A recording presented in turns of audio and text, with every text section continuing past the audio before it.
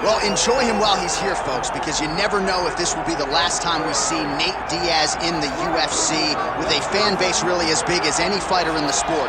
Diaz is back tonight, and we're glad to see him. Stockton, stand up. This guy has a cult following. He is one of the most interesting guys in the UFC because he has this sense that he really doesn't care to be here, but he also doesn't feel as comfortable anywhere but in the octagon. So it's a love-hate relationship with fighting for Nate Diaz.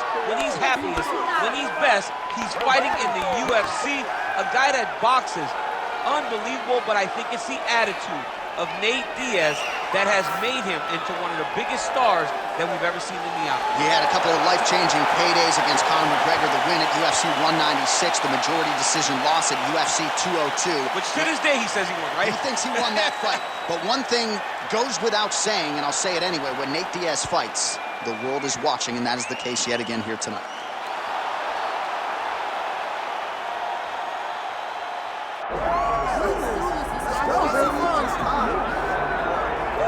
All right, here he is, Jorge Gamebred Masvidal, longtime representative of American Top Team. You know how happy it would make Dan Lambert if Masvidal could finally break through and win a UFC championship. He's as close to that level as he's been in his UFC career. As he's ever been. He's finally on the cusp of earning what so many people have hoped for him. But that doesn't happen by accident. The reason he's this close now is because of the commitment that he has made to mixed martial arts, commitment that he has made to evolving his game, going up to 170 pounds, and also using everything that he has in order to get to where he wants to be. Before, there might have been distractions. Now, Jorge Masvidal is solely focused on becoming a UFC champion. Left his family to go compete in a reality show outside of the United States, gave him a lot of focus and direction, and he has put all of that to good use here in the UFC.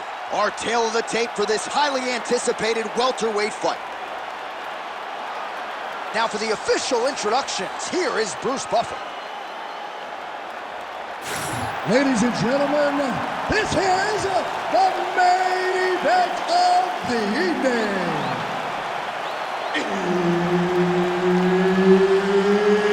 It's time! 5 rounds in the UFC welterweight division. Introducing first, fighting out of the blue corner, ladies and gentlemen, an Ultimate Fighter season winner, Nate Diaz! And now introducing his opponent, fighting out of the red corner, Jorge Gamebred Masvidal. Hey, fight. Ready.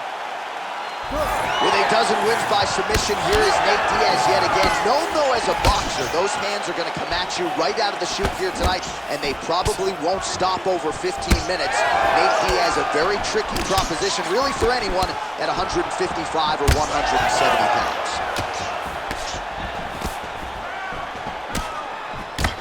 All right, early in the fight here, and Nate Diaz off to a pretty good start, found a home for that left hand. I mean, it is powerful. It does not seem like Nate is throwing it hard, but he always finds his target. He's very accurate. There, somehow his opponent stayed upright.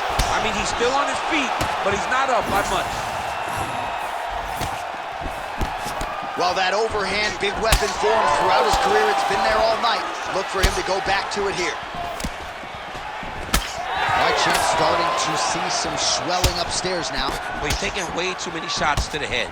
You gotta move your head. You cannot be on a straight line. Otherwise, you will take shots, and that shot and those shots leads to your face starting to swell.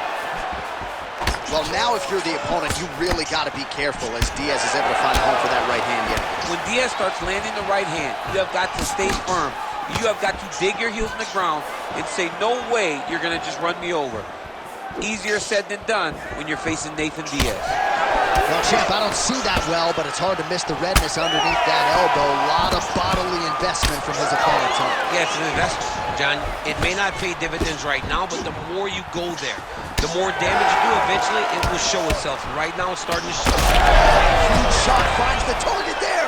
Great shot lands. Now he's got to go find that follow-up attempt. The kill shot is what they call it, to go and end the fight. Oh!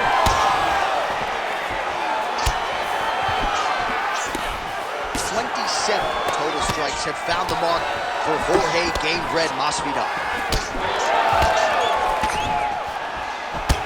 All right, so now we start to see some redness underneath the elbow. You got to think he's going to continue to attack the body with all of his strikes. Well, his opponent has not done anything to deter him. He should keep doing this, keep going to the well until his opponent finds an answer, because right now, he seems lost to him. Nice job by the fighter here to continue to block the shots coming his way. You think he's trying to sort of fatigue his opponent here a little bit? He's kind of watching and seeing everything that's happening in front of him. Later, you'll see him start to throw counters after blocking shots. Talk of presence and punches and pressure and pace. It's a lot of P's, but when you're fighting Nate Diaz, you better be prepared, because he is coming and he is not stopping until the final hit. All right, so another nice shot. Right to the target. Let's see if his opponent can survive. I cannot believe he is still standing after taking that punch. Big moments on both sides in round one. All right, back to the stool, and he... You ready to fight? Ready. Let's do it. All right, here we go with round two.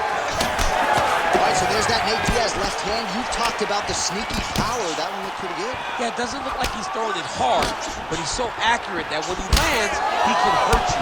Nate Diaz has a really good left hand, and it's all rooted in how he hides it behind that slap right hook.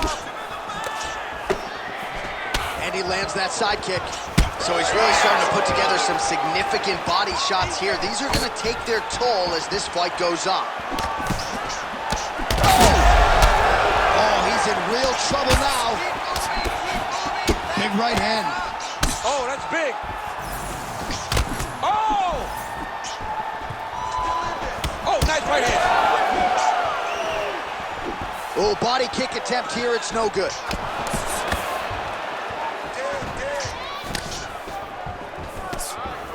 So some fight stats for you here. 57 total strikes have already landed for Nate Diaz.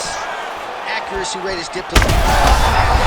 I'm not sure his opponent knows where he is. No, he is on Beach Street right now. He's seeing Tweety birds over the top of his head. When you take a hook like that, you are on wobbly legs.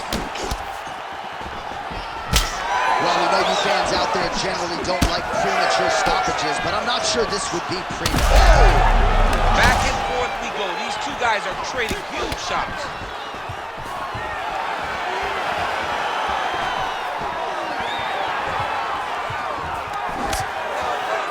Well, it is Oh, I think he's still compromised. We'll see if he can recover here. He's in a world of trouble.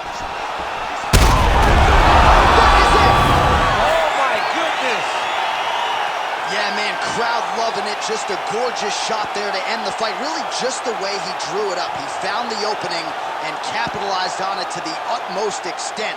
Nicely done to finish the fight.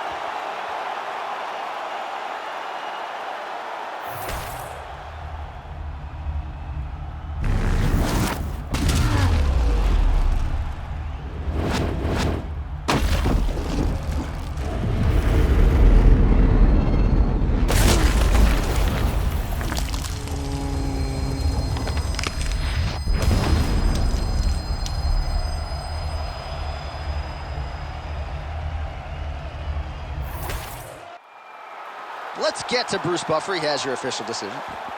Ladies and gentlemen, referee Herb Dean has called a stop to this contest at 2 minutes, 54 seconds of round number 2.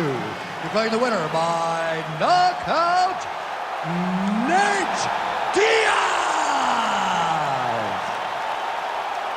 All right, so Nate Diaz gets a big win tonight. I thought he was at his best. Certainly came in very conditioned as usual, and the boxing was on point too.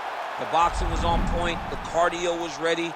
Nate Diaz fought the perfect fight in order to win tonight against a very tough opponent.